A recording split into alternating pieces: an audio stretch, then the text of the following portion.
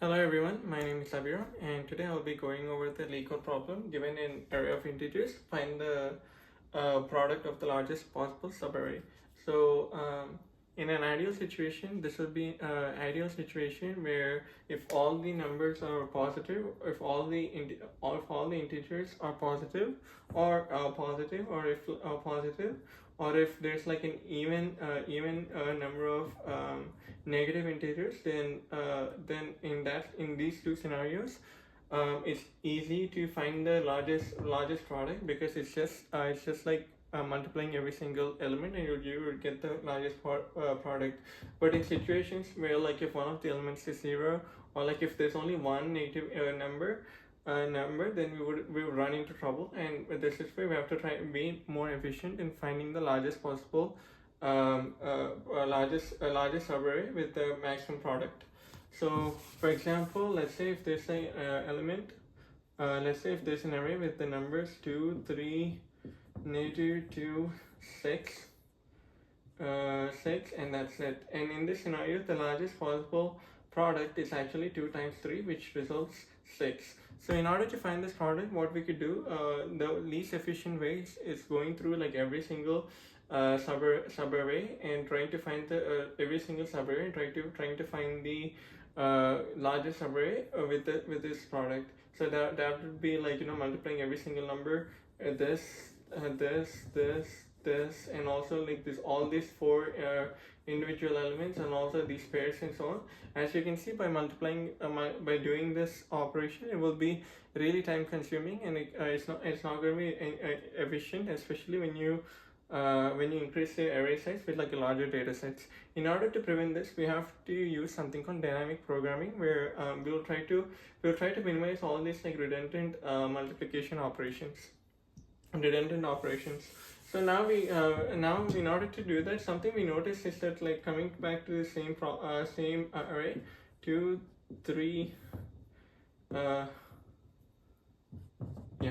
2, 3, -2, 6.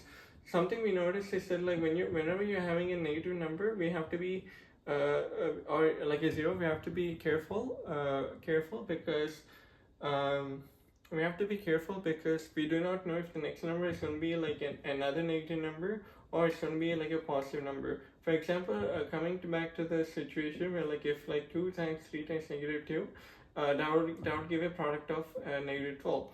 So that is a really shocking low value, considering our previous product was 6. So we can just like ignore this value and set it to 0, because we do not know what the next number is going to be.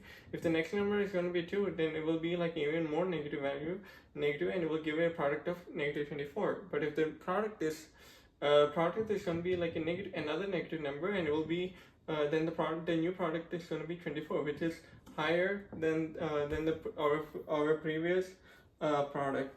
So keeping this in mind, what we'll be doing is that we'll be creating two different temporary products, and one for like the minimum possible solution and one for like the maximum possible solution, and we just compare both of them to see which is like a possible minimum value and which is a possible maximum value.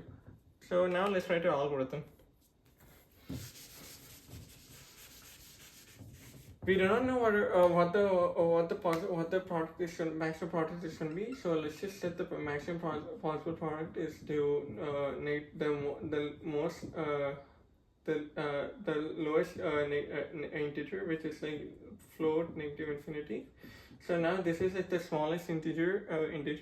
Now let's set like the cur min prod, and this will be 1. This is like the temporary minimum product, and this is like the temporary maximum product, and we're setting both of them to 1. And now let's try to find the product of the largest subarray. So for n in numbers, okay, now what we'll be doing is that we'll be checking if both of these are we'll be multiplying both of them with the current number, and we'll be checking if within these three numbers, which is the smallest value, which is the biggest value. So cur min prod is nothing but the maximum or like it's a minimum, so my bad. So it's min min n cur min prod over previous minimum product times n cur max prod times n. Okay, so this is a minimum product, and also let's try to find the maximum product as well. And it's a maximum product, it's nothing but the same as minimum product, but like it's just these three values, but like we're trying to find the maximum of it. Max, same again, occur max prod, min prod times n, cur max prod times n. Sorry for my handwriting. So yeah, we got these two values. Now okay, we might run into a situation because like what if like this minimum value changed, and then in that scenario this will be a problem. Let's just create a temporary value right here, temporary variable right here, which is nothing but the cur min prod times n. So we'll just remove these two of them, and we'll just set it to temp right here, temp. Okay, now we got the minimum possible product and a maximum possible product, which is good. Now let's try to find the maximum product by itself. So we'll just use try to find like another max again. Max prod is nothing but the maximum of the maximum prod, and also like the current maximum prod. So we're just checking with this cur max prod. Okay, now we got these two values, and now we try to find the maximum of these two values, and we're setting it to maximum prod. So now by after every single element, we try to find the maximum possible product, and now in the end we can just return the maximum max prod.